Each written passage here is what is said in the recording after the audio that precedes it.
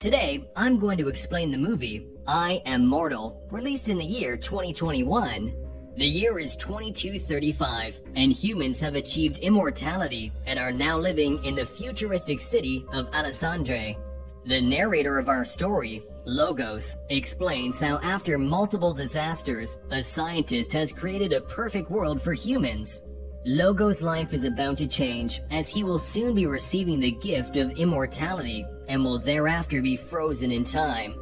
Although the idea seems amazing at first glance, there are consequences, including the loss of freedom, which causes Logos to consider whether or not it is worth it. In Alessandria, the scientist pilot, who is the mastermind behind this idea, addresses a crowd, promising that he will give them eternal life with no suffering from any kind of physical or emotional distress. Although a part of this seemingly balanced society, Logos is lonely and feels that no one else has the same feelings or emotions as he does, and wonders if there are other people who question this existence the same way that he does.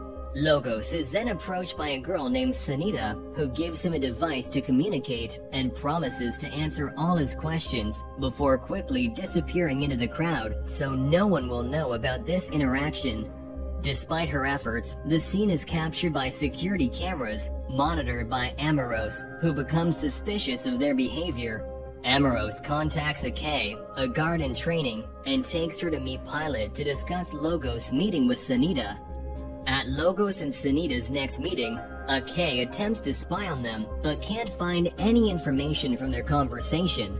At her report, Amoros informs Pilot of the findings and he orders him to continue following them. After the call, Amoros tells Akei that Pilot is concerned because his ex-partner, Helios, went rogue and stole a virus that can alter the code that he is using to reprogram the human genome and make people immortal. Although Helios was rehabilitated and his mind wiped clean, Pilot still fears his ideas might have spread, and Sanita might be one of those followers. Akei then meets Logos to try and get an idea of his feelings towards the pilot's vision, but when Logos asks if she really believes in it, she leaves the conversation in confusion. After Logos meets Sanita again, she takes him to a church they are using as a hideout and introduces him to Massim, who explains they are trying to alert people that their thinking abilities are compromised after taking Pilot's pills. Realizing that Logos seems immune to maintenance, Massim invites him to join the group. Massim then gives Logos a tour of the lab, where he reveals they are preparing an antidote under the supervision of an expert, Madoran. The team also includes a historian, Arcade, who tells them about how Helios worked with Pilot in developing the code, but once their invention was implemented, Helios became suspicious of Pilot's agenda and parted ways with him. Before having his mind wiped, Helios stored his memory of his mortal existence in his data center. The group reveals they are planning to reduce the potency of maintenance, the pill that Pilot makes everyone take, so people will be able to think again and experience human existence in its true form.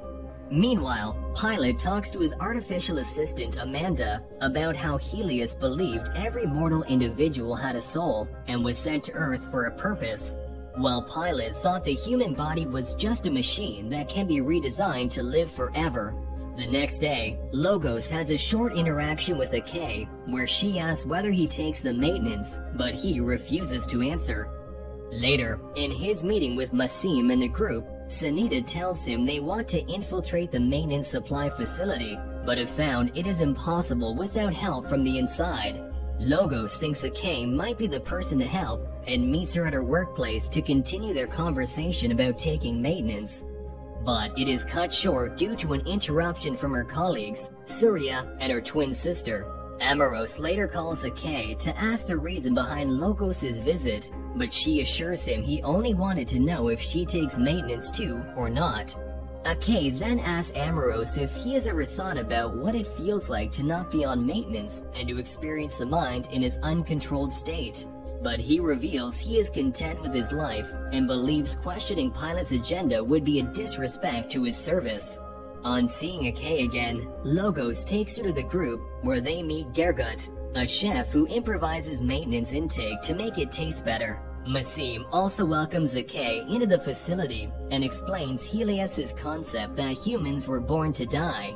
He proposed that every individual has an essence, a soul created by God, but Pilot disagreed and started determining the purpose for every citizen himself, hence denying them their destiny. Madoran then shows them a device called the Code Diffuser, which is capable of wiping out Pilot's code from the genome to restore mortality. The device originally belonged to Helios, but it is just a prototype as he could not finish working on it. But the group is planning to find and restore Helios's mind data. Akei thinks people won't want to use the diffuser as they believe immortality is a gift, but Madoran reveals it's because the maintenance does not allow them to think clearly. Knowing its effect, they are planning to alter a batch of maintenance so people can understand their message fully. But first, they require Akei's help in accessing the facility. Meanwhile, Amanda, who is revealed to be a replacement for Pilot's deceased daughter, asks him how he felt after losing her. Pilot says the pain of losing her was overwhelming for him, as he had already lost his wife, and it became the driving force behind his research. Akei meets Amoros and tells him the group's plan to convince everyone to become mortal. Amoros responds that the group is full of the defective ones who want to disrupt their perfect and well-balanced society for no reason. However, he allows her to proceed, and Akei leads the group to the underground tunnels to infiltrate the building, but after ending up at a locked door, they are forced to retreat. On their way back, they come across Amoros, who takes Logos away with him. Back at the lab, Pilot congratulates Akei on her good work as they erase Logos' memories. Akei is concerned about Logos and questions Pilot about his whereabouts so she can apologize for deceiving him. But Pilot reveals the Logos she used to know is gone now because they have already rehabilitated him and released him from his desire for mortality. Upset by the situation, Akei decides to skip a dose of her maintenance so she can find out for herself if Logos and the group were right. After getting the information from her colleagues, Akei visits a medical facility where Logos is trying to adjust to his new life. Overwhelmed to see him again, she kisses him and tries to apologize for what she did, but finds he doesn't remember her. Distressed, she tries to approach the group to inform them what happened to him, but they are not willing to trust her. However, she doesn't give up and visits the church to tell Masim she too is skipping her dose and now realizes that Pilot is indirectly controlling their minds. The group then busts Logos out to restore him while also removing his data from the server. After saving Logos, the group decides to hack into Pilot's next speech to the citizens and replace it with their own feed so they can spread the truth. But no, it's only possible after altering the maintenance supply. So, with the help of Surya and her sister, the group sneak into the facility, where Gergut is abducted by Amoros and interrogated about the group. Entering the supply room, the group successfully alters the next batch with the help of Madoran's antidote. They escape and set up camp outside the city, but everyone is worried about Gergut, who is still missing. While trying to comfort Madoran, Logos spots the code diffuser and comes up with a plan to use it on himself. Soon, Masim joins the camp with news that the altered dose of maintenance is being distributed and will start working tomorrow. As everyone will finally be free from its effect, they can deliver their message, but only have one chance to get it right, as their identities will be exposed. While discussing the situation, Logos asks if the code diffuser will work on him. Madoran thinks it is impossible without first accessing Helios's mind data, but Logos decides to try it on himself anyway, to become immortal.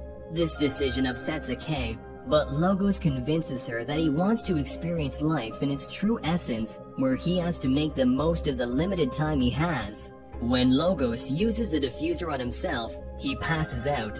On examining him, Madoran reveals his body is in shock and might need a few days to stabilize. He eventually wakes up as Akei tells him that she is happy with his decision to become mortal again and confesses to having feelings for him. The next day, the team sets their plan into action. They hack Pilot's address, and Logos tells the citizens he has freed himself from Pilot's control after turning into a mortal being again. Meanwhile, Amanda asks Pilot if he is content with reprogramming people. He defends his decision, saying he has done a great service to the human race by eradicating their suffering, not just physical, but also freed them from the suffering of losing their loved ones. As Akei urges people to free themselves from Pilot's hold, Amoros panics, but Pilot is surprisingly calm, assuring him that everything will return to normal soon. Curious about his behavior, Amanda questions him, and Pilot discloses the diffuser is just a prototype that cannot work without Helios's mind data, which only he knows about. Then, Akei also uses the diffuser on herself and kisses Logos in front of everyone. A confused Pilot looks around to see Amanda has escaped. The movie ends as Akei explains how Amanda downloaded Helios's data and now holds the key to restoring the human race. But the problem is, they still need to find her. That was all from the video. Subscribe for more content like this.